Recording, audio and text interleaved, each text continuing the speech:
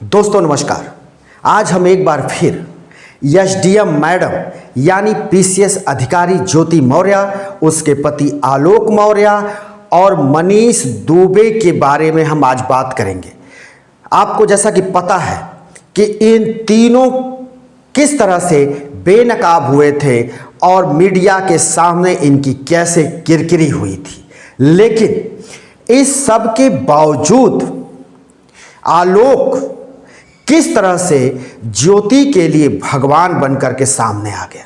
जी, किरकिरी तो बहुत हुई, तीनों की बेइज्जती भी बेतहा हुई, लेकिन इसके बीच का जो सबसे बड़ा किरदार था, जो इसका खलनायक था, जो ये पूरी पटकथा के पीछे उसके मंसूबे गलत थे, तो वो था मनीष दुबे। और मनीष दुबे एक नीच किस्म का अधिकारी था।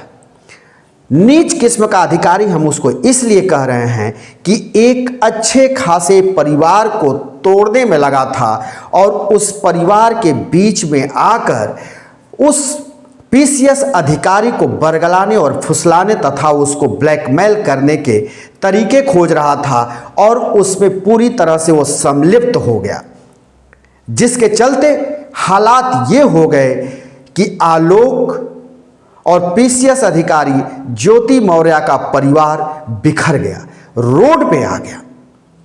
हालात यहां तक आ गए कि जान के खतरे को बताते हुए ज्योति का पति आलोक मीडिया के सामने आया, रोड पर बिलखते और रोते हुए वो आया और कहा कि मेरे जान को खतरा है, मेरी हत्या हो सकती है और मेरी हत्या कोई और नहीं मनीष दुबे और पीसीएस अधिकारी ये दोनों मिलकर करा सकते हैं। और उसने और भी कई तरह के इल्ज़ामात लगाए। उसने यहाँ तक कहा कि हम दोनों को गलत भी पकड़े हैं। उस तरह तरह की बातों को उसने किया। एक उसने डायरी का भी जिक्र किया और डायरी में उन पन्नों का जिक्र किया, उस डायरी में क्या लिखा हुआ था उसको उसने सबके सामने लाया, मीडिया के सामने लाया, अधिकारियों के सामने लाया और कहा कि पीसीएस अधिकारी यानी एसडीएम ज्योति इस तरह से भ्रष्टता में लिप्त हैं, भ्रष्टाचार कर रही हैं, वो लोगों से घूस लेती हैं, रिश्वत लेती हैं। इस सब के बावजूद ये मामला जांच में गया। इलाहाबाद के कमिश्नर को भी ये जांच सौंपी गई। दो उसमें एसडीएम रैंक के अधिकारी भी जांच में लगाए गए। उधर होमगार्ड कमांडेंट मनीष दुबे की भी विभागीय जांच शुरू हुई। सारी जांचें शुरू हुई। ज्योति के तरफ से आलोक के खिलाफ तलाक का मामला दर्ज कराया गया इलाहाबाद हाई कोर्ट में। ये सारे मामले दर्ज हो गए। अब कोर्ट के चक्कर लगने शुरू हो गए और जांच के अधिकारी इनको बुलाने लगे। लेकिन इसी बीच आलोक ने एक बड़ा दिल दिखाया। आलोक एक तरह से कहा जाए तो एक बार फिर वो ज्योति के लिए भगवान बन गया और उसने बड़े बुजुर्गों के कहने पर, अपने मित्रों के समझाने पर, ससुराल पक्ष और अपने घर के पक्ष के तरफ से लोगों के समझाने बुझाने और बीच बचाव करने की बात को उसने माना और खुद ही इलाहाबाद यानी प्रयागराज के कमिश्नर के सामने उपस्थित होकर अपने शिकायत पत्र को वापस ले लिया। सिर्फ ये कहते हुए वापस ले लिया कि हमने जो शिकायत की है ज्योति की, उसे मैं वापस लेता हूं। अधिकारी पूछने के लिए, उससे पूछताछ करने के लिए बुलाए थे। उस दिन अधिकारियों ने उससे क्या क्वेश्चन करना है, क्या प्रश्न पूछना है, उसकी पूरी तैयारी कर ली थी। उस ऑफिस में वो चेयर भी लगा दिए गए थे जिस पर अधिकारी बैठे थे और जिस चेयर पे आलोक को बैठना था और आलोक से तमाम प्रश्न किए जाने थे उस डायरी को लेकर। लेकिन आलोक पहुंचा और पहुंचते ही उसने यही आग्रह किया, एप्लीकेशन लगाया, प्रार्थना पत्र देते हुए कहा कि सर, मैं अपने सारे इल्ज़ामात जो हमने लगाया है अपनी पत्नी ज्योति पर, वो सब हम वापस लेते हैं। और कुछ ही प्रक्रियाओं को करने के बाद वहाँ से वो ऑफिस से निकल गया। मीडिया के लोग तमाम पूछते रहे, लेकिन आलोक सिर्फ एक ही बात कहता रहा कि हाँ, हमने जो है अपना शिकायत पत्र वापस ले लिया है, आगे जो होगा वो देखा जाएगा जी। लेकिन ये इसके पीछे आलोक के मंशा बहुत ही अच्छी थी। आलोक अपने घर को टूटने नहीं देना चाहता था, अपने बच्चों को बिखरने नहीं देख सकता था। उसने पति धर्म का पूरा निर्वहन किया और अपने घर को दोबारा से सजाने संवारने की युक्ति की, और उसने बात लोगों की मानकर जा करके अपना शिकायत पत्र उसने अधिकारी के पास से, कमिश्नर के पास से वापस ले लिया जी।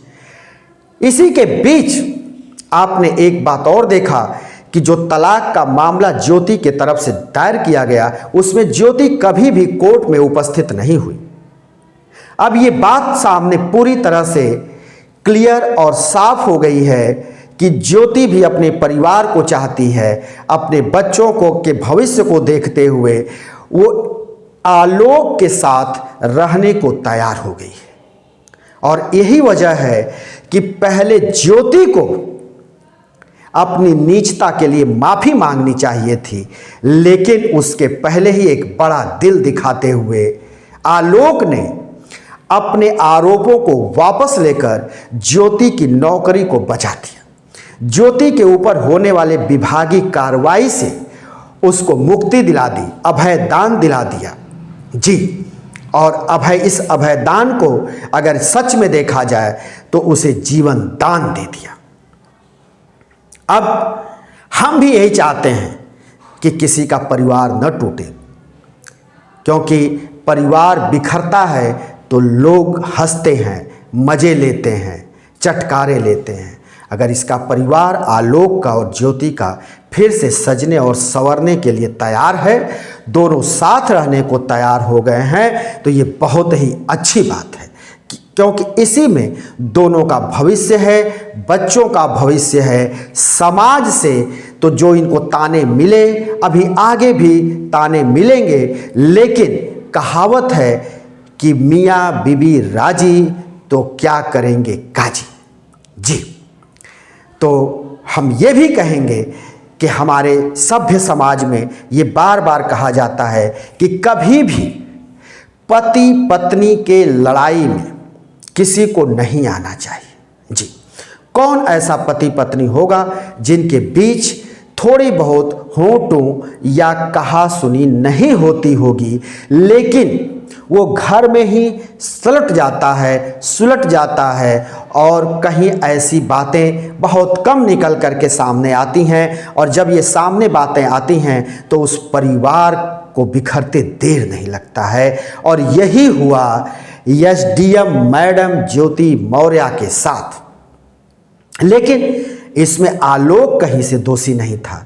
अगर आलोक सामने नहीं आता तो शायद उसकी हत्या हो गई होती, और फिर समाज यही कहता कि आलोक चुप था, आलोक को बोलना चाहिए था, आलोक को सामने आना चाहिए था, अगर आया होता तो उसकी जान बच गई होती। लेकिन वो वक्त का तकाजा था, वक्त की मांग थी, वो इतना परेशान था कि उसको सबके सामने आना पड़ा, मीडिया के सामने आना पड़ा। लेकिन ये भी कहा जाएगा कि अगर अब तो ज्योति और मनीष दोनों काफ़ी दूर हो चुके हैं और ज्योति को आलोक माफ़ कर दिया है, तो हम समाज से भी यही आग्रह करेंगे कि अगर उसका परिवार संवर रहा है, सुलझ गया है, तो समाज भी ज्योति को एक बार माफ़ कर दे। खैर, मनीष की नीचता का शिकार ज्योति जरूर हुई, लेकिन आप जानते हैं कि पीसीएस अधिकारी रहते हुए भी वो एक महिला थी।